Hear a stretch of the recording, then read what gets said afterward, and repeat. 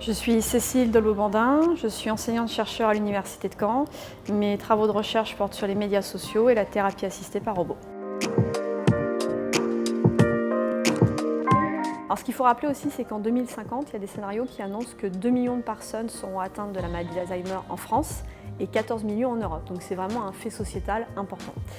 Donc il existe différentes solutions non médicamenteuses pour prendre en charge cette pathologie, et on peut citer justement les gérontechnologies. Alors que sont les gérontechnologies? Les gérontechnologies regroupent différents systèmes ou différentes solutions pour faciliter la vie de patients atteints de la maladie d'Alzheimer et de leur entourage. Donc je peux citer par exemple les systèmes de télésurveillance, de géolocalisation, de maisons dites intelligentes, de capteurs anti-chute, de GPS. Qu'est-ce qu'on a d'autre? Des chaussettes anti-fugue aussi, ça fait partie des gérontechnologies, de maisons, voilà. Et puis on a aussi la robotique domestique.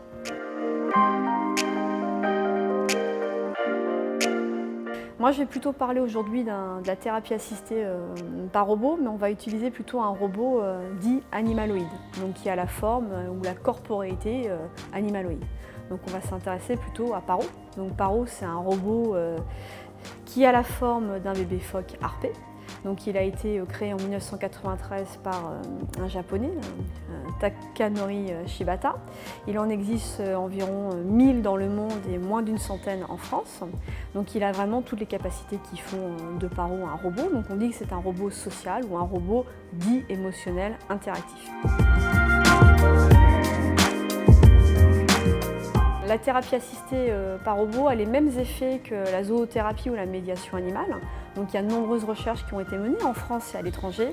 Donc on va avoir une baisse du rythme cardiaque, une baisse du stress, de l'angoisse.